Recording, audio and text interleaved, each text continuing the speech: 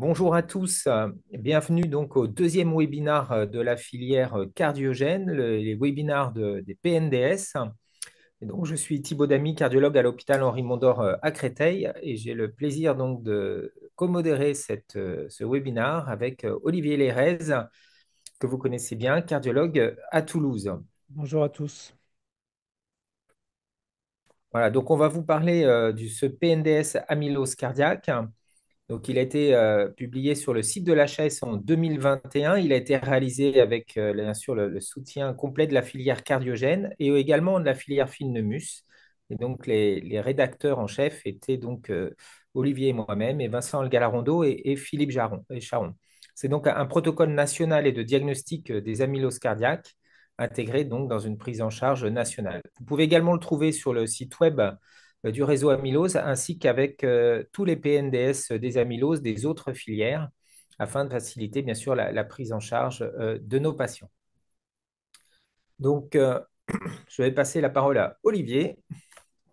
Oui, alors en quelques mots, on va revenir dessus, hein, mais sur qu'est-ce que l'amylose, ça correspond à une accumulation de fibrilles. Alors je vais revenir dessus sur une ou deux slides plus tard, et tout ça, on va vous le résumer peut-être juste après pour préciser les objectifs de ce PNDS, qui ont pour vocation d'essayer de proposer une harmonisation qui va avec l'optimisation de la prise en charge au niveau national, et d'améliorer le diagnostic précoce. On va en parler, hein, durant cette présentation.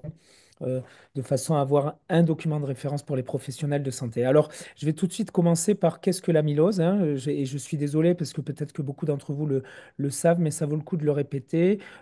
C'est un phénomène d'instabilité protéique, hein, c'est un problème de protéostase qui va aboutir à la formation d'agrégats, et ces agrégats vont pouvoir former des fibrilles qui ont ces capacités de dépôt. Donc, on est sur une maladie de dépôt, d'agrégation, donc, à ce titre-là, et c'est important de le rappeler, on est sur une maladie systémique qui peut toucher l'ensemble des organes, et on a d'ailleurs des amyloses localisées, des choses, voilà. Donc, on va donc toujours avoir une vue d'ensemble de ce patient, hein, une approche très systémique.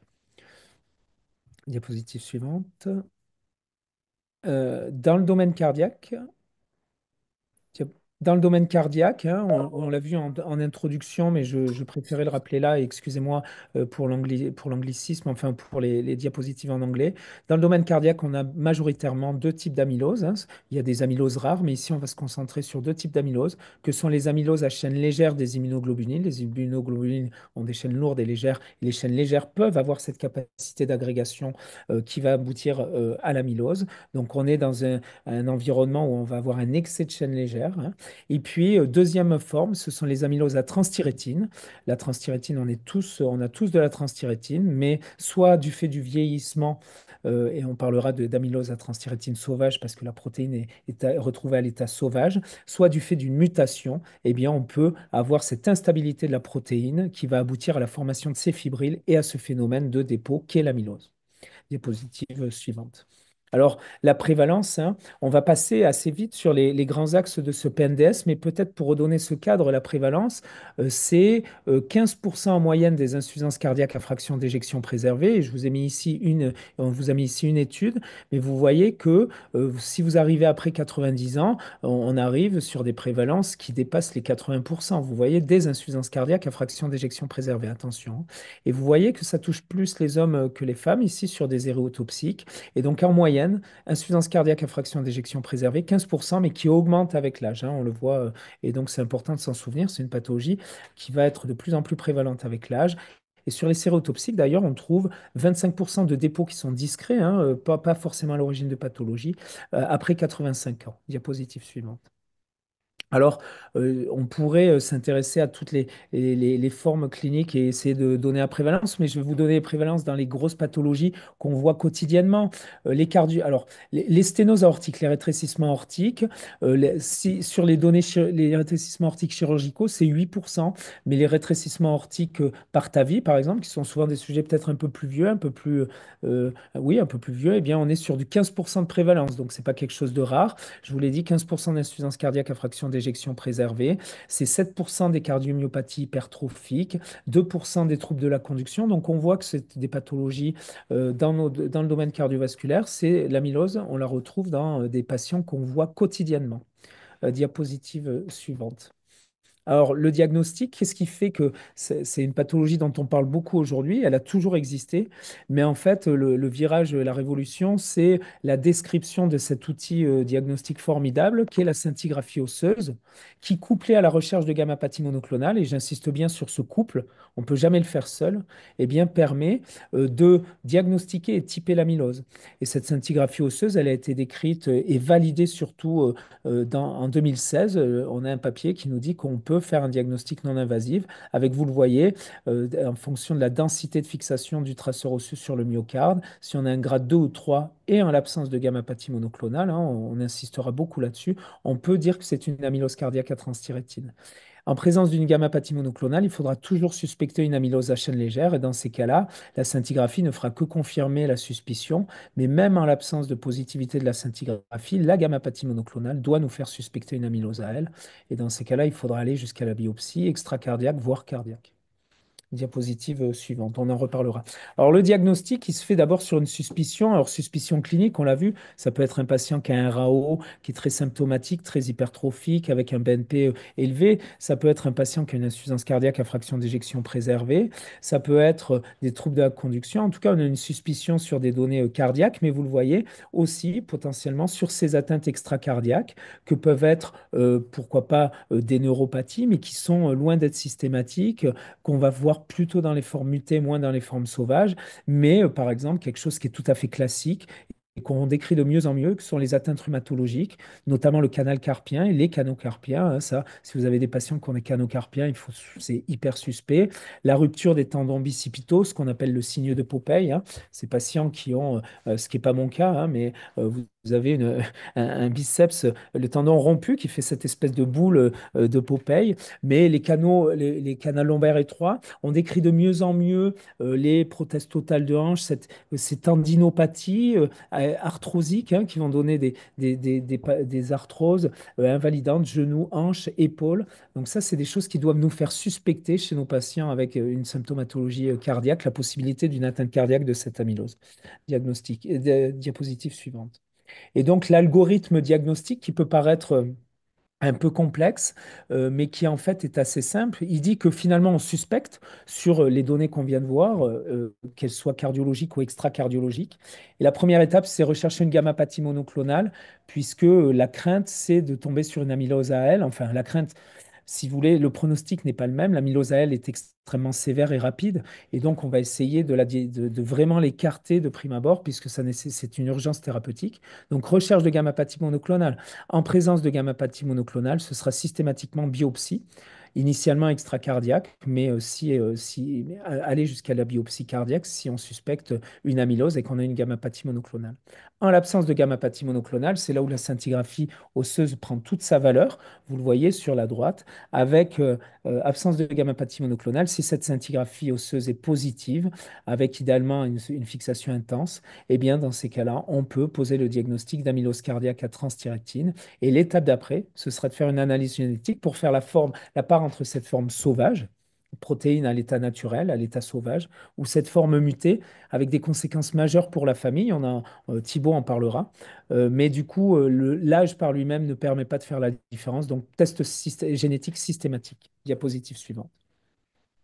Donc, je vous le disais, hein, ça c'est important. Nous, on a des patients de 83, 80, 86 ans.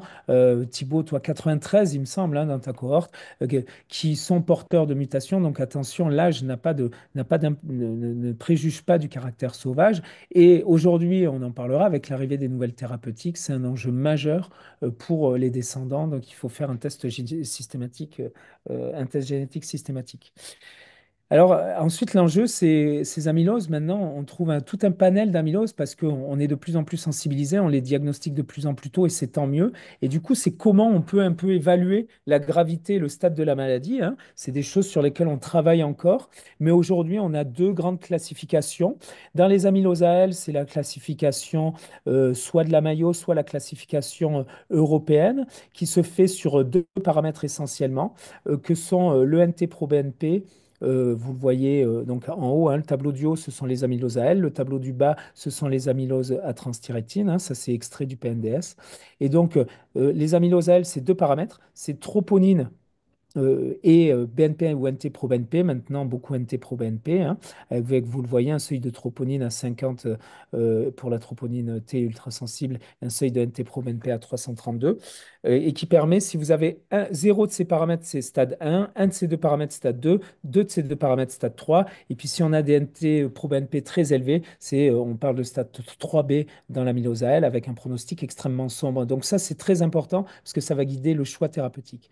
Et en bas, des patients qu'on voit plus souvent, c'est le score d'INAC, avec la même chose, mais à la place de la troponine, c'est le débit de filtration glomérulaire avec un seuil à 45, NT-proBNP seuil à 3000, et pareil, 0 stade 1 de ces deux paramètres stade 2 de ces deux paramètres stade 3. Et ça nous permet de grader le pronostic, de savoir où on se dirige pour ces patients.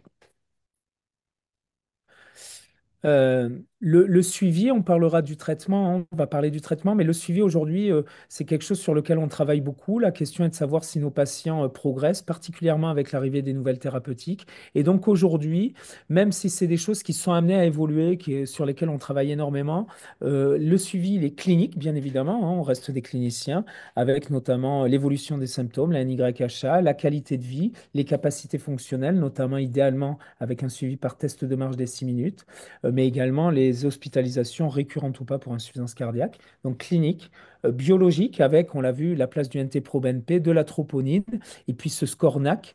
Ça, c'est essentiellement pour les amyloses transthyrétine, mais finalement, on se retrouve avec un suivi qui est le même pour les amyloses cardiaques AL, avec une fréquence un peu plus rapprochée. Et puis l'imagerie, essentiellement sur des données échocardiographiques, épaisseur, dysfonction diastolique, fonction systolique, et puis l'apparition d'éventuels troubles de la conduction qui sont des marqueurs d'évolution de la maladie. Thibaut, peut-être que je te laisse la main pour parler des patients asymptomatiques porteurs de mutations. Donc, tout à fait. Donc, ces patients, enfin, ces sujets, en fait, asymptomatiques, ce sont donc finalement les enfants ou les frères et sœurs de patients qui ont été diagnostiqués. Et donc, pour évidemment, une fois qu'on a un patient qui a une amylose héréditaire, il va falloir proposer un conseil génétique à sa famille. Et ce conseil génétique donc se fait suivant un cadre légal qui consiste à un entretien et une consultation avec un généticien ou une conseillère génétique, un entretien avec un cardiologue, un médecin spécialisé et une psychologue. Et donc en pratique, ça c'est le cadre réglementaire, le sujet en fait va pouvoir recevoir les informations concernant la maladie, l'intérêt du dépistage génétique, comment ça se passe, et puis également les conséquences sur lui. On va pouvoir vérifier, bien sûr, qu'il n'est pas symptomatique, c'est-à-dire qu'il n'a pas déjà des signes de la maladie, puisque dans ce contexte-là, il sort du conseil génétique, il devient un patient symptomatique, et donc on peut faire tout de suite le test. Mais s'il est totalement asymptomatique, sans argument pour une amylose, à ce moment-là, on poursuit, il verra la psychologue, quand il y a une psychologue évidemment dans les centres. Et à ce moment-là, il aura un temps de réflexion et il reviendra pour faire le test génétique s'il le souhaite en fonction de ce que vous voyez affiché à l'écran et je vais revenir dessus. Et puis, bien sûr, il reviendra donc pour faire le test où il verra à nouveau la conseillère génétique et le psychologue. C'est le schéma, bien sûr, idéal, hein. Et puis, après, quelques mois après, pour avoir le rendu du test où il reverra à la fois le médecin prescripteur du test, enfin le médecin cardiologue plutôt pour donner le résultat du test et prévoir la suite, et la psychologue. Alors, à qui on va proposer un test génétique dans les amyloses à transthyrétine? Ce qu'il faut bien comprendre, c'est que dans les formes cardiaques, donc dans ces formes que l'on voit dans ce PNDS, c'est probablement différent dans le PNDS des neurologues sur les amyloses à transthyrétine à forme héréditaire et à mutation donc précoce comme la VALMET30. Là, on vous parle uniquement avec Olivier, bien sûr, des amyloses cardiaques. Donc, dans les amyloses cardiaques héréditaires, le gène principal, Olivier vous l'a dit, c'est le gène de la transthyrétine. Et dans ces formes cardiaques, la plupart du temps, la maladie va se déclarer après 55 ans.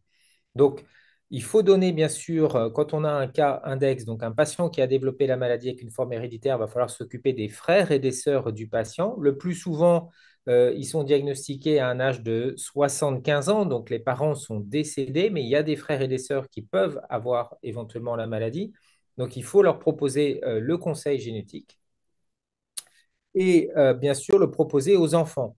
Alors, on ne propose pas bien sûr aux enfants mineurs, il faut donner l'information aux enfants, mais il n'y a pas d'urgence forcément à faire le test. Ce qu'on va regarder, c'est à quel âge la maladie a débuté chez le patient symptomatique, donc chez le patient de la famille, et on va se décaler 10 ans en avant pour proposer de réaliser le test au sujet de sa famille qui le souhaite. Donc globalement, en fait, qu'est-ce qui se passe? Souvent, les patients qui ont 75 ans sont diagnostiqués 10 ans, on va dire, en retard.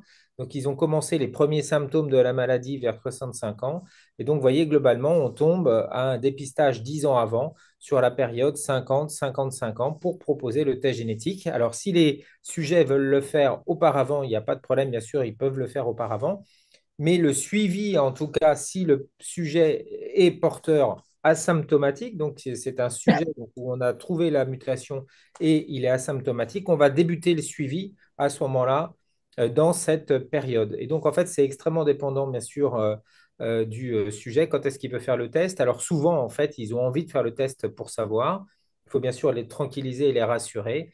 Et ceux qui sont positifs, on commencera le suivi donc 10 ans avant, donc globalement vers 50, 55 ans, en fonction bien sûr du développement du cas index. Et ce suivi, ça va comporter quoi? Ça va comporter une consultation bien sûr avec un cardiologue, un premier bilan pour vérifier qu'il n'y a pas d'amylose. Donc classiquement, ce qui est marqué dans le PNDS, c'est bien sûr l'examen clinique, l'interrogatoire, l'électrocardiogramme, l'échographie, une scintigraphie, une IRM et des biomarqueurs cardiaques. Puis après, le suivi va se faire en fonction des autres comorbidités du patient qui peuvent un peu, des fois, nous, ben voilà, s'il est hypertendu, il peut un peu avoir une hypertrophie ventriculaire gauche, etc. Mais il va se faire tous les 2 à 3 ans. Et ce qui est recommandé maintenant, qui n'était pas à l'époque dans le PNDS, c'est de faire une scintigraphie quand on arrive dans cette phase de PADO, hein, cette phase des 10 ans, une scintigraphie tous les 3 ans parce que ça, l'amylose peut se développer vraiment assez rapidement et la scintigraphie est extrêmement sensible. Ce qui va être important, c'est ne pas oublier donc dans le suivi, évidemment, de faire la consultation, l'électrocardiogramme, mais aussi les biomarqueurs, et notamment dans les biomarqueurs cardiaques, la troponine, et la troponine I est sûrement meilleure que la troponine T parce que très sensible, et le NT-proBNP, et au moindre signe éventuellement d'un début de maladie sur ces biomarqueurs ou éventuellement l'échographie, ne pas hésiter à répéter la scintigraphie. Alors tout ça, bien sûr, c'est parce que maintenant, il y a des traitements et il va y avoir une prise en charge, bien sûr, des amyloses. Donc, bien sûr, là, je vous parle des traitements de manière générale pour les cas donc, index qui ont développé la maladie. Pour l'instant, il n'y a pas de traitement pour les porteurs asymptomatiques. Et donc, pour les patients qui ont l'amylose, il existe donc en fonction du type d'amylose. Donc, pour les amyloses à transthyrétine, il y a un médicament donc, qui est à l'AMM, c'est un stabilisateur du tétramère de la transthyrétine qui est le tafamidis. Et pour les amyloses à L, on va faire de la chimiothérapie et de l'immunothérapie avec une urgence thérapeutique. Tout ça s'associe bien sûr à une approche multidisciplinaire avec bien sûr l'évaluation cardiologique, mais également en fonction des atteintes des autres organes, le rein, les nerfs, et puis bien sûr les atteintes rhumatologiques et en fonction de l'âge, de la fragilité, avoir une évaluation donc multidisciplinaire qui va être adaptée aux patients, néphro, neuro, gériatre, rhumatologue et également ophtalmologique si le patient a des atteintes. Alors, la prise en charge thérapeutique cardiaque, elle est essentiellement donc composée de diurétiques quand les patients donc, sont en décompensation cardiaque. On va rajouter également des anti-aldostérone et des inhibiteurs des SGLT2. Et puis, on va adapter tout ça, donc, bien sûr, aux patients. Alors, les bêta-bloquants ou les IEC ou les ARA2 ou sacubitril/valsartan ne sont pas indiqués. C'est de manière générale, il peut y avoir des indications vraiment au cas par cas. Et puis, on va discuter, là encore, c'est un extrait du PNDS, éventuellement une anticoagulation qui va être adaptée à chaque type d'amylose, mais en fonction, bien sûr, d'un bénéfice-risque. Et il faut savoir que les amyloses AL sont beaucoup plus thrombogènes que les amyloses TTR. Et tout ça dépend, bien sûr, des risques qui sont associés hémorragiques. Donc, on a mis quelques facteurs qui pouvaient nous faire réfléchir à identifier ce risque. On sait que le CHA2-VASc ne marche pas dans l'amylose. Mais ce qui marche, c'est donc un profil transmitral restrictif, une onde unique qui témoigne d'une paralysie de l'oreillette, une hyperexcitabilité bien sûr atriale ou une FA, et une dysfonction VG qui sont associées donc à un risque thrombotique donc plus important. Pour les risques hémorragiques, vous les avez là. Et globalement, c'est surtout des lésions cutanées aux muqueuses importantes qu'on voit surtout et préférentiellement dans l'amylose AL, Et également, dans les amyloses TTR héréditaires, il peut y avoir aussi un risque un peu de dysplasie de l'intestin. Alors, les traitements spécifiques, là, pour les amyloses TTR, vous voyez qu'ils sont maintenant donc, en cardiologie. Pour les atteintes cardiaques, on a donc le tafamidis.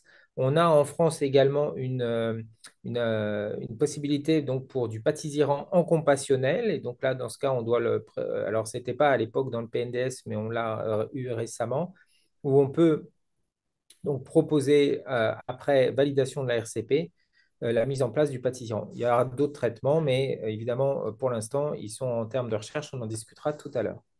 Alors, le rôle du médecin traitant et du cardiologue aussi traitant vont être clés. Il va falloir bien sûr surveiller les symptômes du patient, avec notamment EPOF, se coordonner avec les centres experts de la filière cardiogène et du réseau amylose pour avoir une bonne coordination, puisque ces centres, en fait, disposent non seulement des compétences et de la connaissance et de l'expérience pour gérer cette maladie, mais aussi de tout le réseau multidisciplinaire qui est nécessaire pour le diagnostic et la prise en charge. Un soutien psychologique est bien sûr adapté et de l'éducation thérapeutique également pour les patients. Pour ce qui est des vaccins, il ne faut pas les négliger. On est en pleine période de pandémie grippale, de VRS et de Covid, mais il y a des vaccins qui sont évidemment importants chez ces patients pour leur éviter bien sûr des infections virales, mais également la surinfection. Prendre également les familles en charge, puisque c'est une maladie quand même avec un impact psychologique important et malheureusement un fort risque de décès. Donc, c'est important vraiment d'accompagner les familles et de travailler ensemble. Alors, pour conclure vite, rapidement, pour qu'on ait ce temps de questions, vous pouvez retrouver donc toutes les ressources dans le PNDS. Vous verrez, il y a beaucoup de choses et il y a des ressources qui sont également présentées qu'on n'a pas pu mettre dans le PNDS, hein, mais quand vous lirez, vous verrez, et qui sont donc dans le réseau Amylose. Donc, sur le site web du réseau Amylose, on n'a pas pu tout mettre sur le site de la filière, hein, parce qu'il y a vraiment, voilà, si toutes les maladies mettre tous leurs détails dans le site de la filière, ce n'est pas possible. Donc, on a détaillé les choses sur site web. Vous pouvez trouver réseauamylose.org. Vous pouvez trouver des ordonnances donc, pour pouvoir prescrire les tests de gammapathie et de scintigraphie, comme Olivier vous l'a présenté tout à l'heure, qui sont déjà toutes prêtes. Voilà ce que ça donne après les résultats de ces examens, la scintigraphie, on en discutera. Peut-être Thibaut, juste sur revenir là sur la diapo d'avance, parce là, voilà. Peut-être est-ce que tu peux préciser sur les gammapathies, ça me semble important parce que en t'écoutant, je m'aperçois que j'ai pas donné le détail. D'accord. Donc, il y a 4 examens à prescrire, hein, ce qui sont sur cette ordonnance avec les explications. C'est l'électrophorèse. L'électrophorèse, en fait, c'est ce que vous voyez, hein, vous la connaissez, c'est ce qu'on a appris à l'internat, entre autres, mais on voit très bien l'albumine. Mais globalement, on va voir les chaînes lourdes avec des pics de gamma-globuline, mais on ne va pas voir les chaînes légères. Et comme Olivier l'a dit, ce qui donne l'amylose à elle, ce sont les chaînes légères kappa ou lambda. Et donc, l'électrophorèse toute seule ne suffit pas. On pourra juste repérer une chaîne lourde, donc c'est une IgA, une IgG, voilà, mais une IgM, mais qui ne donne pas d'amylose. Ce qu'on veut savoir, c'est s'il y a une chaîne légère, libre, circulante, qui est la chaîne lambda ou kappa. Mais donc souvent, dans 50% des cas, elle va s'associer à une chaîne lourde, mais dans 50% des cas, elle ne va pas s'associer à une chaîne lourde, donc elle est tout seule.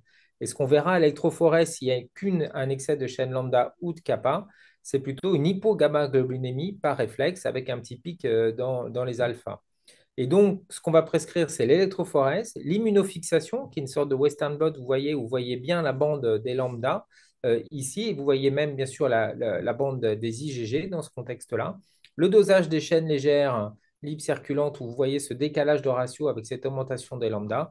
Et puis également la protéinurie de Ben Jones, qui est en fait l'excès de chaîne légère et aussi immunofixation urinaire sur un échantillon. Il n'y a pas besoin d'avoir simplement les 24 heures. Ça ne sert à rien de quantifier le dosage des chaînes légères dans les urines. Ça ne sert à rien puisque voilà, on le fait juste sur un échantillon pour avoir la présence. C'est dans le sang que c'est important.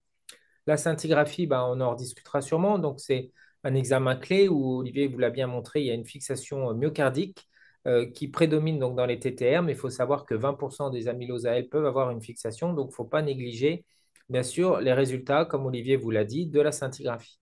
Et c'est là où, dans le PNDS, on précise bien la réalisation donc de ces examens.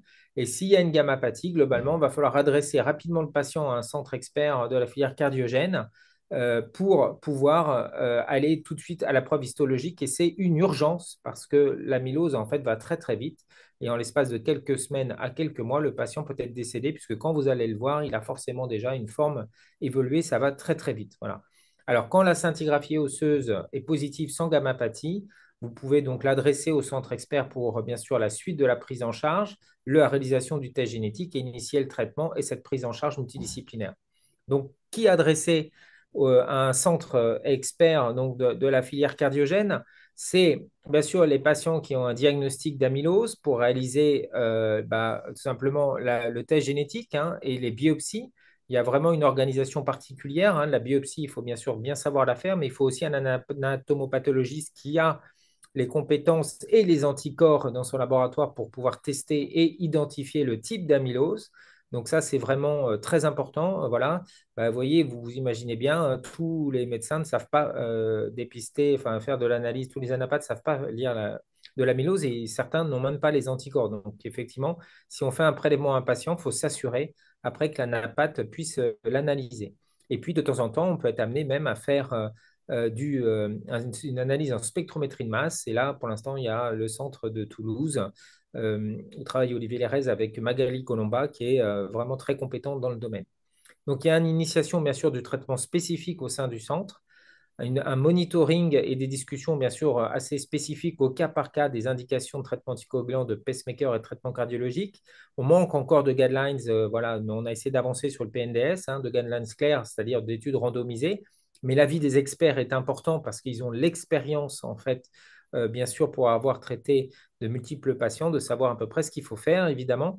Et puis la prise en charge multidisciplinaire, bah, elle est capitale. Et évidemment, il faut des collègues, neurologues, gériatres, rhumatologues, néphrologues, qui ont vu également des patients depuis de nombreuses années et qui ont acquis cette expertise. Ce n'est pas n'importe quel, effectivement, neurologue, gériatre, rhumatologue, hématologue qui connaissent bien l'amylose, hein. Il n'y en a pas tant que ça. Et donc, c'est vraiment l'intérêt d'être dans les centres experts de la filière cardiogène. Le conseil génétique, c'est pareil, il va falloir le proposer aux apparentés. C'est extrêmement chronophage, il y a des règles à respecter, c'est la loi. Et donc, là encore, il faut des centres spécialisés qui ont l'habitude parce qu'il faut avoir un généticien qui connaît l'amylose, un psychologue qui connaît ses patients et bien sûr un médecin amyloïdologue, un cardiologue amyloïdologue qui peut expliquer au sujet ce que c'est que cette pathologie, quels sont les traitements, quand commencer le dépistage et on voit que c'est quelque chose d'assez spécifique. L'intérêt des centres également, c'est bien sûr l'innovation thérapeutique.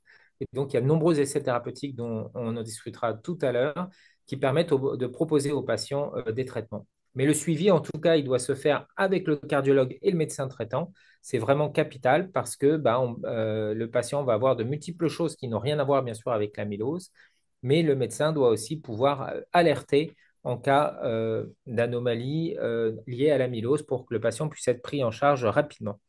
Alors, vous avez bien compris, il y a ce PNDS, évidemment, et pour compléter le PNDS, il y a des RCP nationales, donc amylose cardiaque de la filière cardiogène. Vous pouvez trouver les dates précises sur le site de la filière ou sur le réseau amylose. C'est organisé par Sylvia Ogina et coordonné donc par Olivier et moi-même. Et il y a des présences donc d'experts aussi multidisciplinaires pour chaque type de cas. Et là, vous avez aussi de nombreuses ressources sur le site du réseau amylose avec vraiment tous les détails possibles et inimaginables de tout ce qui nous est arrivé et que nous avons été obligés de comprendre en fait en traitant ces patients. Et encore une fois, de manière multidisciplinaire, comment envoyer un patient à l'anesthésiste, à l'ORL, comment gérer enfin, voilà, les différentes mutations. Et donc, c'est une aide importante et vous pouvez les imprimer en consultation. Enfin, je vais un peu plus loin que le PNDS pour finaliser. Avec Olivier, bien sûr, on voit bien que l'actualité scientifique va très très vite dans l'amylose et que vite, voilà, le PNDS ou nos guidelines peuvent être dépassés. Et donc, pour pouvoir communiquer au mieux et pour pouvoir suivre l'actualité et adapter notre prise en charge, on réalise la bibliose tous les 15 jours. Donc, on vous invite à vous connecter. N'hésitez pas à nous envoyer des mails. Il y a un site web dédié. Il y a aussi beaucoup de choses qui sont organisées avec la filière pour améliorer nos connaissances et partager notre expertise et nos connaissances. Il y a la JAC, qui est un samedi du mois de décembre, organisé avec Philippe Charon et les cardiologues libéraux, la MAC, qui est donc le Masterclass amylose cardiaque, et le CFMA, qui rejoint en fait toutes les filières des amyloses avec l'association des patients, qui donc filière amylose, c'est la filière Marie, c'est la filière inflammatoire Semara, et puis la filière Finemus, où on travaille tous ensemble pour se regrouper et partager nos avancées dans cette maladie, et c'est donc quelque chose de très important. Les deux événements, le MAC et le CFMA, auront lieu le 17 et le 18 décembre maintenant 2025. Voilà. Donc, vous voyez, on avance. Donc, pour conclure et pouvoir discuter, donc les amyloses cardiaques ont été longtemps sous-estimés et on voit que Olivier nous l'a montré, les diagnostics sont de plus en plus nombreux. Les patients ont bien sûr souvent des antécédents cardiologiques hein, et ils arrivent finalement pour l'instant au stade d'insuffisance cardiaque, donc souvent malheureusement un stade trop tardif. Il faut se méfier des amyloses AL parce que leur évolution est très rapide, donc c'est une urgence. Dès que vous avez une suspicion d'amylose AL, à mon avis, il faut l'adresser au centre expert, à la filière cardiogène, au centre de référence immédiatement. Il ne faut pas perdre de temps parce que ça va évoluer très très vite et ne me demandez pas évidemment des examens et attendez 3 mois pour les avoir. Il vaut mieux l'adresser tout de suite. Pour les amyloses à transthyrétine, mais il faut-il encore en être sûr, les choses vont un peu plus vite et là encore, il faut l'adresser au centre pour réaliser les tests génétiques et c'est primordial, comme Olivier l'a dit, quel que soit l'âge. Voilà. Donc on va peut-être, je vais arrêter et on va pouvoir poser les questions. Oui, merci Thibaut hein, pour cette synthèse. Et du coup, l'idée là, c'était de garder un temps de questions. Alors, il y a certaines questions qui ont pu être posées via la filière cardiogène avant qu'on commence. Et du coup, peut-être Thibaut, je vais te poser la première question qui nous a été communiquée. Et j'invite tous ceux qui souhaitent poser des questions à le faire dans le chat, hein, n'hésitez pas. Et donc Thibault, la question qui nous avait été communiquée, notamment, tu as insisté sur la part multidisciplinaire et se pose la question de l'accompagnement psychologique dans ce PNDS des patients atteints d'amylose cardiaque. Alors, c'est évidemment un point très important, la prise en charge psychologique. Donc, évidemment, ça, on comprend bien avec le pronostic de cette maladie qui reste quand même enfin, mauvais. Alors, évidemment, on avance énormément. Alors, plus mauvais, bah, évidemment, dans l'amylose AL que dans l'amylose TTR. Il y a des progrès, heureusement, hein, mais donc, il y a vraiment besoin d'un soutien psychologique puisqu'il va y avoir des atteintes multisystémiques, donc une dégradation de la qualité de vie et il faut pouvoir aider les patients.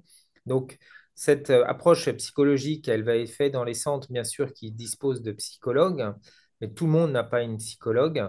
Et l'idéal, en fait, c'est que la psychologue va pouvoir s'occuper du patient lorsqu'il est hospitalisé dans quelques consultations, c'est d'avoir évidemment une psychologue et convaincre le patient de consulter ainsi que la famille et les proches.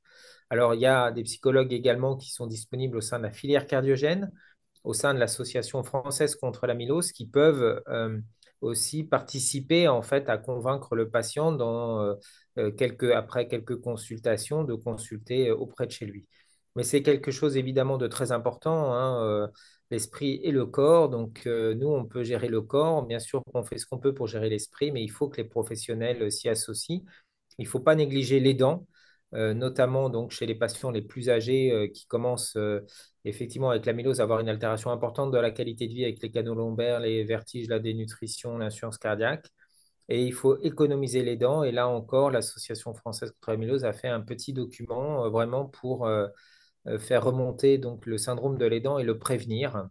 Donc l'association donc, des patients, Association française contre l'amylose, je vois Lisa qui nous envoie le petit message, l'AFCA et qui est extrêmement aussi dynamique et partenaire quasiment de toutes les actions de la filière cardiogène et du réseau amylose.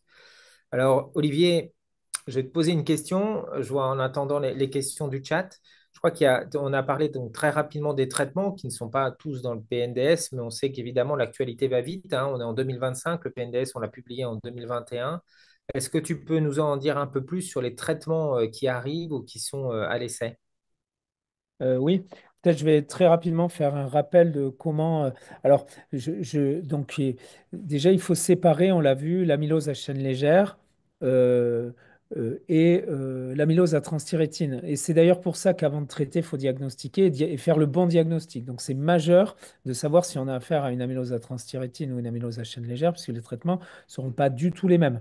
Le traitement de l'amylose à elle, il a beaucoup évolué avec notamment les anticorps anti-CD38 par exemple. Enfin, je ne vais pas rentrer dans le détail, mais qui nous permettent d'avoir une réponse hématologique et un contrôle des chaînes légères et donc d'arrêter le processus. Aujourd'hui, on est quasi certain de contrôler le processus hématologique. Encore une fois, faut-il le prendre suffisamment tôt? Ça, c'est pour la partie à chaîne légère. Ensuite, sur la transthyrétine, où on a énormément d'actualités aussi et dont on parle peut-être beaucoup plus parce que ce sont des patients qu'on a quotidiennement dans notre patientèle, eh bien, je vais faire un bref rappel sur la physiopathologie de la transthyrétine. Elle est synthétisée par le foie, qui synthétise l'ensemble des protéines, enfin la majorité des protéines, qui va donner donc l'ADN, qui va donner cet ARN qui va être traduit en protéines, qui est la transthyrétine tétramérique, qui va donner des monomères qui vont aboutir à la formation des fibrilles. On connaît aujourd'hui le stabilisateur qui a une autorisation de mise sur le marché, qui est le tafamidis, qui stabilise ce tétramère et donc du coup bloque le processus. On a des nouveaux stabilisateurs qui arrivent, notamment une publication récente avec l'acoramidis, qui est un nouveau stabilisateur, 2 prises par jour, mais on n'a pas d'études comparatives avec le tafamidis. Et les actualités également, ce sont des molécules qui agissent en amont de la protéine pour bloquer sa production. Donc on n'est plus dans une idée de prévenir la déstabilisation et la formation des fibrilles, on est dans l'idée de ne plus du tout produire la transthyrétine et ça passe, ce sont ce qu'on appelle les silencers en anglais. Et donc, notamment les molécules actuellement qui font parler d'elles, ce sont les ARN interférents qui vont avec notamment le patisiran dont tu as parlé, dont on a un accès compassionnel en France. On est le seul pays dans le monde à pouvoir accéder à cette molécule chez les patients qui évoluent sous tafamidis et qui permet de bloquer l'ARN messager et du coup de bloquer la production de la protéine. Il a l'inconvénient d'une administration toutes les 3 semaines et c'est pour ça que l'actualité, c'est le vutrisiran, qui est un autre ARN interférent, qui est finalement la même molécule, mais avec un délai d'action beaucoup plus, enfin une prolongation, une durée d'action beaucoup plus longue, une administration sous-cutanée tous les 3 mois et qui permet de bloquer la production. Et surtout, c'est une molécule qui a montré sur les essais cliniques un bénéfice en termes de mortalité et d'hospitalisation pour insuffisance cardiaque que ce soit en monothérapie ou combiné avec le traitement tafamidis. On n'a pas encore accès à cette molécule, mais c'est ce qui fait l'actualité. Et puis, on a beaucoup d'espoir sur les molécules de demain, que seront les anticorps monoclonaux, dont l'objectif sera de venir phagocyter en quelque sorte, en tout cas provoquer la phagocytation des fibrilles et donc espérer le retrait des fibrilles pour pouvoir restaurer la fonction cardiaque et un organe, un tissu normal. Et demain, peut-être également l'arrivée des thérapies géniques qui auront vocation à euh, enlever, retirer le gène de la transthyrétine exclusivement au niveau cardiaque et donc bloquer aussi la production de la protéine. Ici, en une seule administration, ce sont des choses qui sont en développement. Merci, Olivier. Peut-être pour repréciser aussi, donc, dans tout ça, l'éducation thérapeutique est aussi importante. Et donc, il y a l'Association française contre l'amylose qui a développé le programme Origami que vous pouvez contacter. Il y a donc des ressources importantes hein, pour les patients. C'est sur le site de l'AFCA ou sur le site également sur le réseau amylose pour les explications. Mais le site de l'AFCA est une ressource importante pour les patients et pour pouvoir aussi avoir donc une vulgarisation de toutes ces informations, parce qu'évidemment, c'est assez complexe. Alors, il y a Thibaut, je rebondis. Il y a une question sur le chat et je vais te la poser à toi puisque tu as traité de l'aspect génétique. La question se pose sur un patient porteur d'un variant VAL 122 ou VAL 142 isoleucine, euh, dont tu pourras d'ailleurs nous faire un rappel de la prévalence, chez un patient subsaharien avec donc un phénotype, une expression phénotypique, puisqu'il est porteur d'une amylose à transthyrétine. Et doit-on avoir des réserves quant à la significativité de ce variant ou est-ce que tu l'attribues à ce Oui. variant? Alors, donc, effectivement, on peut pas. Voilà, on a focalisé sur sur le PNDS, hein, il fait 80 pages, donc on a été vite, mais dans le gène de la transthyrétine, il y a plus de 120 mutations. Donc, chaque mutation va avoir un phénotype particulier, un début de maladie particulier. La pénétrance est quasiment à 100% pour toutes les mutations, sauf pour la mutation valine 142 isoleucine, ou également qui s'appelle valine 122 isoleucine, hein, ça dépend si on décale les 20 paires de base. Donc, cette mutation est très fréquente chez les patients d'origine afro-caribéenne, c'est-à-dire en fait que globalement, c'est les populations de l'Afrique de l'Ouest, Bénin, Togo, Mali, Côte d'Ivoire, où dans ces populations, donc on monte jusqu'à 4% de la population qui est touchée, enfin, qui est porteur de la mutation. Dans ce contexte-là, voilà, dans cette mutation, la pénétrance, là, n'est pas complète. Donc, on ne sait pas si tous les malades vont effectivement développer la maladie, ou du moins s'ils vivent assez vieux, il est fort probable. Alors, mais on ne peut pas le déterminer. Donc ça a des incidences et des conséquences effectivement importantes.